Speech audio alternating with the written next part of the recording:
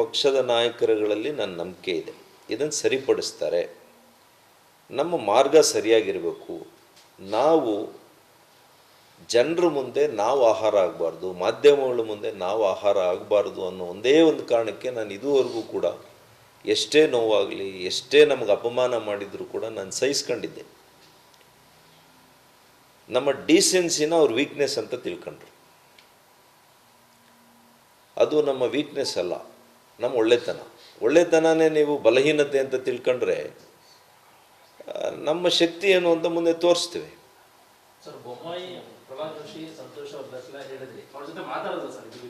ಎಲ್ಲರ ಜೊತೆ ಮಾತಾಡ್ತೀನಿ. ಲಾಸ್ಟ್ ರಿಸಲ್ಟ್ ಇಲ್ಲಿಗೆ ಬಂದಿದ್ದೀನಿ. ಅದೇ ಹೇಳಿದ್ನಲ್ಲ, ವಾಲ್ಗೆ ಪುಷ್ ಮಾಡಿದ ಮೇಲೆ ನಾನು ಇಲ್ಲಿಗೆ ಬಂದಿರೋದು. ಪ್ರತಿಯೊಂದು ಹಂತದಲ್ಲಿ ಎಲ್ಲ ಮುಖಂಡರುಗಳ ಗಮನಕ್ಕೆ ತಂದಿದ್ದೀನಿ ಏನು ನಡೀತಾ ಇದೆ ಇಲ್ಲಿ ಅಂತ. ಪಾರ್ಟಿ ಬಹಳ ಅವನತಿಯತ್ತ ಹೋಗ್ತಾ ಇದೆ ನಡವಳಿಕೆಯಿಂದ. ಈಗ ಧೋರಣೆ ಬದಲಾವಣೆ ಮಾಡಿದ ಸರಿ ಆಗ್ತವೆ ಅಥವಾ ವಿಜೇಂದ್ರ ಬದಲಾವಣೆ ಮಾಡಿದ್ರೆ ಸರಿ ಆಗ್ತವೆ? ಕೆಲವ್ರ ಗುಣ ಸುಟ್ಟರು ಹೋಗಲ್ಲ ಅಂತಾರೆ. ಆ ಥರದ ಕ್ಯಾಟಗರಿ ಅನಿಸುತ್ತೆ ಇವರು. ನಾನು ನೋಡಿದೆ, ಒಂದು ಹುದ್ದೆ ಬಂದ ಮೇಲಾದರೂ ಬದಲಾಗ್ತಾರೆ. ಒಂದು ವರ್ಷ ಮೊನ್ನೆ ಆಯಿತು, ಒಂದು ವರ್ಷ ಆದಮೇಲಾದರೂ ಇವರು ಬದಲಾಗ್ತಾರೆ.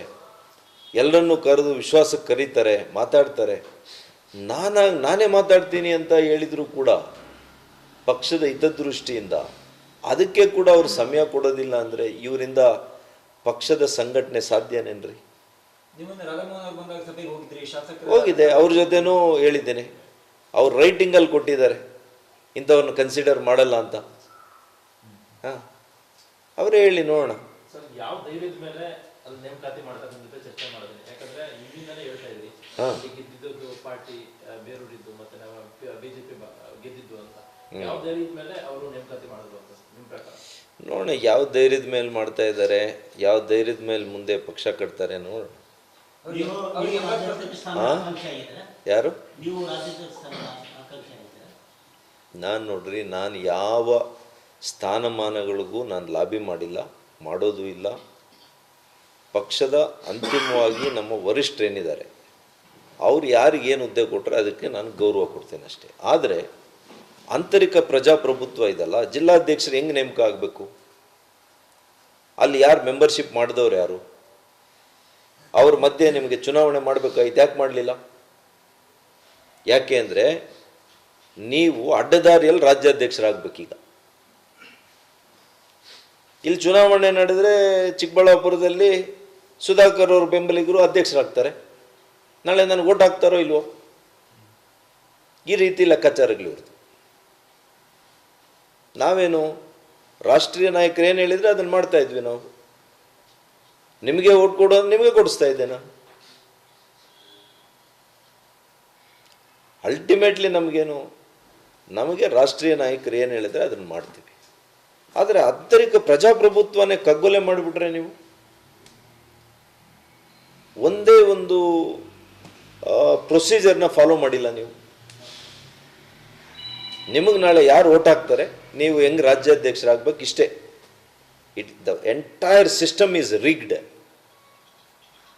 The entire political system, the electoral system of the state presidentship is totally manipulated. Manipulation ಮಾಡಿದ್ದಾರೆ. ನಾನು ಹೋಗಿಲ್ಲ ಅದಕ್ಕೆ. ನೋಡಿ, ನಾನು ಅದನ್ನೇ ಹೇಳ್ತಾ ಇದ್ದೀನಿ, ನಾನು ಯಾರ ಸಭೆಗಳಲ್ಲಿ ಭಾಗಿಯಾಗಿಲ್ಲ. ನಾನು ಪಕ್ಷದ ಸಿದ್ಧಾಂತಕ್ಕೆ ಒಗ್ಗಿಕೊಂಡು ನಾನು ಅದೇ ದಾರಿಯಲ್ಲಿ ಇಲ್ಲಿವರೆಗೂ ಕೂಡ ಕಾನ್ಷಿಯಸ್ ಆಗಿದ್ದೆ. ನಾನು ಎಷ್ಟೋ ಮಾಧ್ಯಮ ಸ್ನೇಹಿತರು ನನ್ನ ಭಾಳ ಚುಚ್ಚಿ ನಾನು ಪಕ್ಷದ ಆದರ್ಶವನ್ನ ಸಿದ್ಧಾಂತವನ್ನ ಇಲ್ಲಿ ತನಕ ಪಾಲಿಸ್ಕೊಂಡು ಬಂದೆ. ಇನ್ನು ನನ್ನ ಊರಿನಲ್ಲಿ ನನ್ನ ಜಿಲ್ಲೆಯಲ್ಲೇ ನೀವು ಸಮಾಧಿ ಕಟ್ಟಕ್ಕೆ ಹೋದ್ಮೇಲೆ ಇನ್ನು ನಾವು ನೋಡ್ಕೊಂಡು ಏನು ಮಾಡಬೇಕಾಗ್ತದೆ? ಕಟ್ಸ್ಕೋಬೇಕಾ ಸಮಾಧಿನ ನಮ್ಮ ಮೇಲೆ?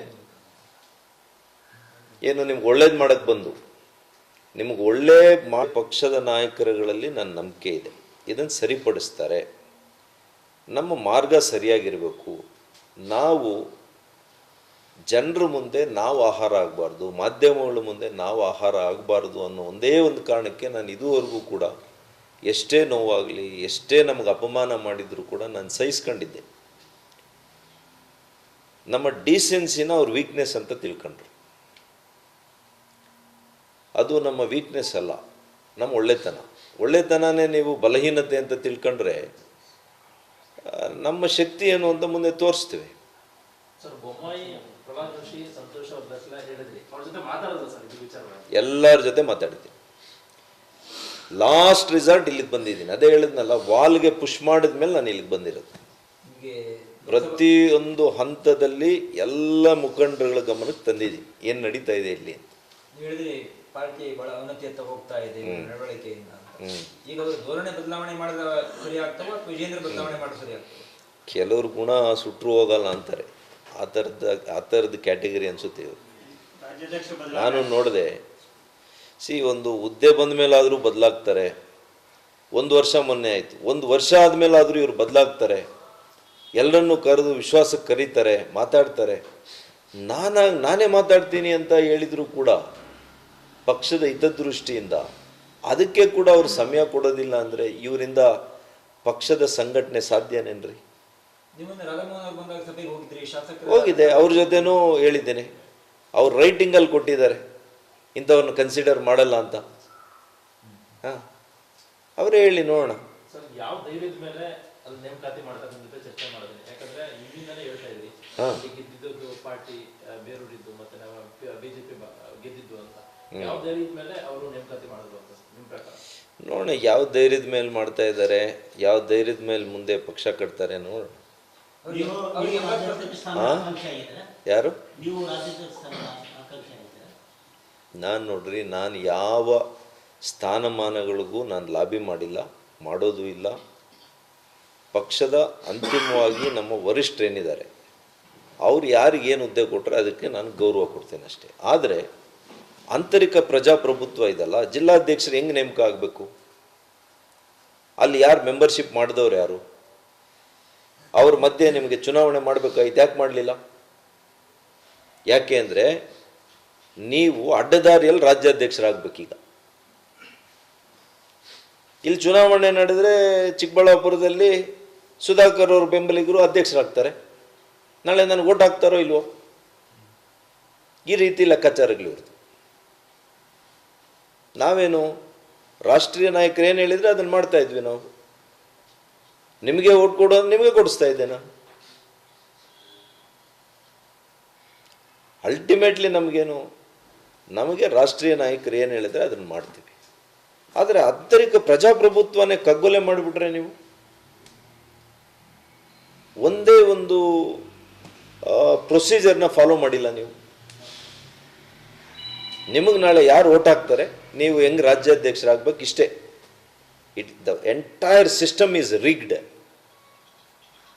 The entire political system, the electoral system of the state presidentship is totally manipulated. Manipulation ಮಾಡಿದ್ದಾರೆ. ನಾನು ಹೋಗಿಲ್ಲ ಅದಕ್ಕೆ. ನೋಡಿ, ನಾನು ಅದನ್ನೇ ಹೇಳ್ತಾ ಇದ್ದೀನಿ, ನಾನು ಯಾರ ಸಭೆಗಳಲ್ಲಿ ಭಾಗಿಯಾಗಿಲ್ಲ. ನಾನು ಪಕ್ಷದ ಸಿದ್ಧಾಂತಕ್ಕೆ ಒಗ್ಗಿಕೊಂಡು ನಾನು ಅದೇ ದಾರಿಯಲ್ಲಿ ಇಲ್ಲಿವರೆಗೂ ಕೂಡ ಕಾನ್ಷಿಯಸ್ ಆಗಿದ್ದೆ. ನಾನು ಎಷ್ಟೋ ಮಾಧ್ಯಮ ಸ್ನೇಹಿತರು ನನ್ನ ಭಾಳ ಚುಚ್ಚಿ ನಾನು ಪಕ್ಷದ ಆದರ್ಶವನ್ನ ಸಿದ್ಧಾಂತವನ್ನ ಇಲ್ಲಿ ತನಕ ಪಾಲಿಸ್ಕೊಂಡು ಬಂದೆ. ಇನ್ನು ನನ್ನ ಊರಿನಲ್ಲಿ ನನ್ನ ಜಿಲ್ಲೆಯಲ್ಲೇ ನೀವು ಸಮಾಧಿ ಕಟ್ಟಕ್ಕೆ ಹೋದ್ಮೇಲೆ ಇನ್ನು ನಾವು ನೋಡ್ಕೊಂಡು ಏನು ಮಾಡಬೇಕಾಗ್ತದೆ? ಕಟ್ಸ್ಕೋಬೇಕಾ ಸಮಾಧಿನ ನಮ್ಮ ಮೇಲೆ? ಏನು ನಿಮ್ಗೆ ಒಳ್ಳೇದು ಮಾಡಕ್ಕೆ ಬಂದು ನಿಮ್ಗೆ ಒಳ್ಳೆ